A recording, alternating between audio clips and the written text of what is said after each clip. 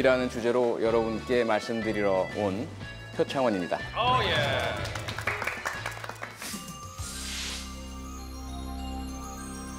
저한테는 오직 셜록 홈즈밖에 없었어요.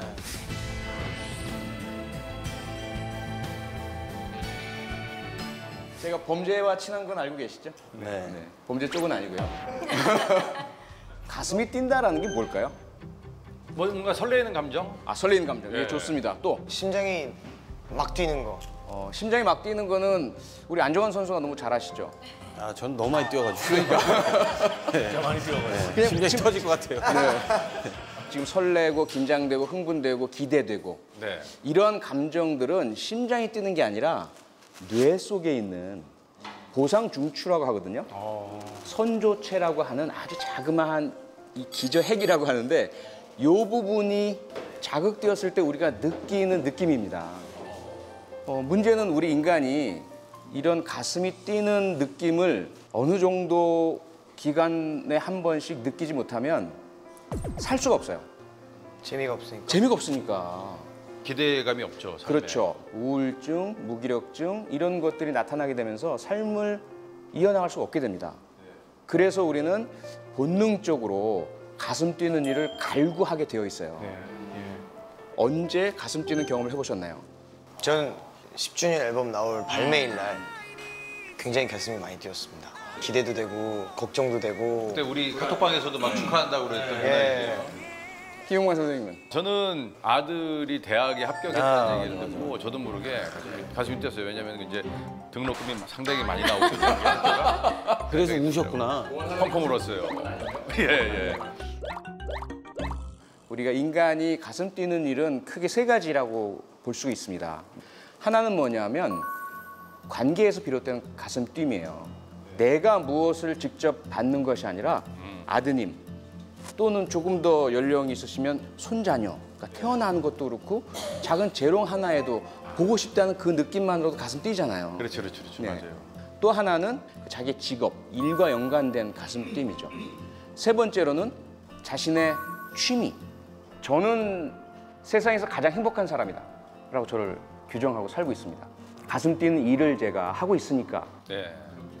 여러분이 알고 있는 제 이력의 첫 출발은 경찰일 겁니다. 그 경찰이라는 직업을 어떻게 선택을 하게 되었느냐. 고등학교 3학년 때 내가 옳다고 생각해서 한 이야기나 행동에 대해서 매가 돌아오고 이런 상황 자체를 탈피하고 싶다는 마음이 강했어요. 분노, 불만 이런 게 강했었는데 그러던 어느 날 제가 또 사고를 쳤어요. 무슨 사고요? 고등학생이요? 너무 가슴이 뛰는 일이 없다 보니까 다들 지쳐 있었어요. 그때 저는 부반장이었습니다, 학급에. 네. 부반장의 어떤 책임감 같은 것 때문에 우리 친구들을 가슴 뛰게 해줘야 한다. 어떻게 할 수 있을까? 그때 축구부에 있는 현우라는 친구가 저에게 다가왔어요. 자기가 축구부 운동실에 경경 화약이 많이 있다. 빵 하는 거 있잖아요. 빵 쏘는 거. 예. 그걸 가져올 테니 이거 가지고 어떻게 해서 아이들 좀 깜짝 놀라게 해주는 퍼포먼스를 좀 해보자. 그때까지는 그 위력이 얼마나 센지를 몰랐어요. 그게 이제 제 손에서 터지면서 이 세 손가락에 그 살이 거의 다 날아가고 아주 뭐 피바다가 되고. 와우. 근데 이제 병원에 입원해 있으면서 제 삶에 대한 반성을 하기 시작을 한 거죠. 그동안은 오직 남 탓만 했었는데 내가 너무 잘못했구나. 잘못 생각했구나. 무엇보다도 이제 부모님에 대한 그 죄송스러움, 넉넉한 상황도 아니셨고 뭐 수술비며 뭐며 엄청나게 많은 돈이 들어갈 것은 뻔하잖아요. 무엇인가를 해야 된다. 이 죄를 갚기 위한. 그때 이제 제가 할 수 있었던 것은 돈이 안 드는 대학에 가는 것이었어요. 그러면서 찾았던 제 가슴을 뛰게 하는 팜플렛이 하나가 있었던 거죠. 경찰대. 뭐냐면 그래서 제가 경찰대학을 가겠습니다라고 이제 제 아버지께 말씀드렸더니 네. 아서라 말아라. 생각도 말아라. 자격이 안 된다. 예. 그래서 아버지 한번 보십시오. 제가 갈 수 있나 없나. 뭐 이런 이제 반항심을 가지고 또 공부를 열심히 했어요. 결국 합격을 했거든요. 제가 누워 있었을 때로부터 한 달도 채 안 되는 시간 안에 치렀어야 했었어요. 그래서 거의 뭐 그걸 하다 합격하신 보니까. 거예요? 예. 그것도 이제 오른손을 다쳐서 왼손으로 시험을 쳐야 했기 때문에 왼손으로 대학 가셨네. 왼손으로 풀어서 나 왼손으로 사수했는데. 너 왼손잡이잖아. 그런데도. 경찰대학에 들어가서도 다른 어떤 친구들보다 너무 감사한 마음으로 4년을 보냈어요. 특히 이제 법의학, 법과학, 과학수사 이런 것들 배우니까 신이 나더라고요. 경찰관이 되고 아주 만족하고 살아왔는데 위기를 맞게 됩니다. 화성 연쇄살인 사건이라고 들어보셨죠? 네. 제가 그 당시 이제 9차 사건 발생할 때 화성에서 근무를 했었어요. 그 사건 같은 경우는 아주 거친 범죄고 야외에서 벌어졌고 무모했고 현장에도 증거도 많이 남겨 있었고 그런데 전혀 꼬리조차 잡지를 못한 거예요. 자괴감을 크게 느낀 거죠. 그리고 나서 이번에 어떤 사건이 발생을 했냐면 대학 입시 시험지 도난 사건이 발생을 했어요. 입시 시험지요? 입시 시험지요. 전무후무한 사건인 거죠. 전국의 모든 대학 입시가 무기한 연기가 되어버린 겁니다. 와. 결국 이 사건도 미제로 끝났어요. 못 잡았어요? 예. 그러니까 1년에 2개의 커다란 미제 사건을 겪고 너무 한계를 느끼게 된 거예요. 그리고 이제 또 한 가지는 그 당시에 이제 경찰의 분위기와 환경 자체가 상당히 좀 힘들고 어려웠어요.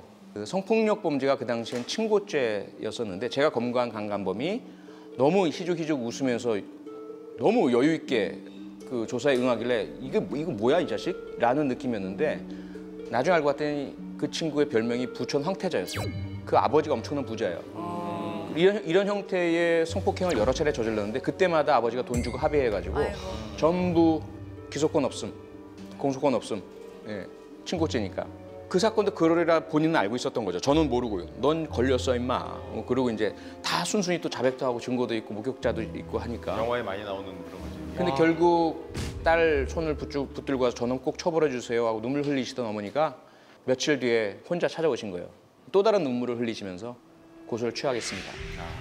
그런 이제 경험들 이런 걸 겪으면서 너무 힘들고 자괴감이 느껴지고 그리고 경찰 조직의 어떤 그 계급주의적인 분위기와 문화 여기에서도 많이 답답함을 느꼈을 때 하나의 또 사건 같은 공무원 대상으로 국비 유학 시험이 있으니 관심 있는 사람은 응시하라. 뭔가 저는 가슴 떨림을 느꼈어요. 그 공문을 보는 순간 아 셜록 홈즈를 찾아가야 되겠다. 아하. 제대로 된 그 범죄 수사 전문가가 될 수 있는 길을 찾아 나가야 되겠다. 죽어라 공부를 한 거죠. 그랬는데 또 기적처럼. 예. 몇 분이 가셨어요, 그래서? 그때 경찰에서 3명. 경찰 전체에서 3명. 그중에 제가 3등. 가까스로. 진짜 턱걸이네. 어디로 가신 거예요? 그래서? 영국으로 갔죠. 셜록 홈즈를 찾으러 예. 베이커 스트리트. 저한테는 오직 셜록 홈즈밖에 없었어요. 우리 때는 셜록 홈즈예요, 맞아요. 예. 네, 셜록 홈즈. 그러니까 무조건 영국이고 범죄 심리, 범죄 수사, 기법 관련된 학과를 개설한 곳이거든요. 엑시터 대학교라고. 그렇게 해서 돌아온 이후는 여러분들이 다 아시는 그것이 알고 싶다. 네네네. 그 당시 부산 경남 일대에서 발생했던 정두영 연쇄살인 사건에 대한 분석을 해달라라고 해서 또 운명처럼 온 거죠. 예. 그래서 쭉 말씀을 드렸더니 한 번도 이런 분석을 들어본 적이 없다. 해서 이제 많은 분들이 인상 깊게 봐주시고 자주 이제 나오게 된 거죠. 그렇게 해서 이제 또 가슴 뛰고 재미있는 프로파일러 또 경찰대학 교수로서의 길을 걸어오다가 그 모든 걸 또 다 포기하고 던지는 사고를 또 저지르게 되죠. 예. 2012년 연말에 대통령 선거가 한창일 때 국가정보원 직원으로 의심되는 사람이 오피스텔 안에서 여론 조작, 불법 선거 운동을 하고 있다. 이런 신고를 받고 출동한 경찰이 그 오피스텔 문을 못 열고 밖에서 대기하고 있는 그런 사진과 함께 기사가 이제 뜬 거죠. 그건 하나의 범죄 혐의 사건이죠. 그리고 또 하나는 경찰의 그 대국민 신뢰라는 문제가 얽혀 있고 원래 당연히 주어져야 할 그 수사권을 주어지지 못하게 만들고 있었잖아요. 그런데 그동안 얼마나 많은 노력을 기울였는데 또 이러한 권력형 사건 앞에서 경찰이 약한 모습을 보이면 수사권 독립의 길은 멀어져 간다. 이런 것 때문에 제가 강하게 경찰에 대한 비판을 하면서 적극적으로 수사를 해야 한다. 뭐 이런 얘기를 많이 올렸다가 왜 경찰대학 교수가 야당 편을 드느냐? 왜 정치적인 발언을 하느냐? 이런 비판을 많이 듣게 된 거죠. 저로서는 억울하고 전혀 정치적인 의도가 아니지만 그렇게 비춰질 수 있다는 것 자체를 인정할 수밖에 없었어요. 그래서 어떻게 될 것인가? 두 가지의 선택이 있다. 하나는 모든 SNS 닫아버리고 그냥 잠수 타는 거죠. 쉽게 말해서. 그럼 그럴 경우에 내가 가지고 있는 가치는 어떻게 되는 것인가? 정의라든지 표현의 자유, 나 아니면 이 사안에 대해서 목소리를 낼 사람이 없는데 나마저 침묵하면 어떡할 것인가 뭐 이런 것들. 둘 중에 어떤 선택을 해야 될까? 그때도 당연히 가슴이 뛰죠. 다른 종류의 가슴 뛰는 현상을 느끼면서 마지막으로 제 결정은 제가 학생들에게 늘 강조하고 가르쳤던 것처럼 정의롭게 그리고 떳떳하게 옳고 그름을 이해보다 더 앞에 내세우고 행동하는 것이 맞다라는 그런 결론을 내리고 경찰대학 교수직을 사직을 하고 그야말로 뭐 백수로 광야로 나오게 된 거죠. 그때 이제 많은 질문들이 있어서 나중에도 저한테 가장 많이 집중된 것은 뭐냐면 그게 당신의 삶이고 그게 당신의 가슴을 뛰게 하고 후회하지 않을 선택이다? 좋다. 그런데 당신에게는 아내도 있고 자녀들도 있고 너무 무책임한 거 아니냐 가장으로서. 거기에서 이제 제가 오늘 주제와 관련해서 드리고 싶은 말씀은 뭐냐면 그것이 만약에 무모한 혼자만의 가슴뛴을 노린 결정이라면 그것은 만용일 것이고 내 나름대로의 자신감과 준비가 있다면 용기일 수가 있고 오히려 도전일 수가 있다. 둘 중에 무엇이냐라는 것이죠. 그것을 결정하는 게 쉽지가 않잖아요. 어떤 것들 때문에 확신을 가지고 결정을 하신 거예요? 바로 그 부분입니다. 오늘 가장 핵심적인 부분이고요. 두 가지죠. 하나는 무엇이 옳으냐. 지금 당장에 도피라는 것을 선택한다면 앞으로 영영 나는 후회할 것 같다라는 것이 거의 확신처럼 다가왔어요. 두 번째 부분이 앞으로 남은 삶 동안에 감당해낼 수 있는 준비가 되어 있느냐라는 것이죠. 주저가 되긴 했지만 나만의 기술, 나만의 능력, 나만의 자산을 가지고 살아갈 준비들을 내면적으로 이제 하고 살아왔거든요. 예를 들어 이제 경력을 바탕으로 기자 시험에 응시해서 범죄나 경찰 전문 기자가 되겠다 이런 것도 하나 생각하고 있었고 제가 운전을 상당히 좋아하고 많이 하고 지리도 많이 잘 알기 때문에 택시 운전에 도전해보겠다 이런 생각도 해봤고 여러 가지 이제 제가 먹고 살 수 있는 것들에 대해서는 리스트업을 해오고 살아왔었어요. 그래서 그 두 가지에 대한 자신이 있었기 때문에 답도 없는 상황에서 무모하게 던진 사표는 아니었어요. 그럼 제 얘기는 여기까지고요. 그러면 지금 만약에 가슴 뛰는 일을 찾고 싶다 또는 어떤 일을 하고 계신데 하고 있는 일이 마땅치 않다. 옮기고 싶다. 이런 생각을 가지신 분들, 그분들께 제 경험을 바탕으로 해서 말씀을 좀 드리고 싶습니다.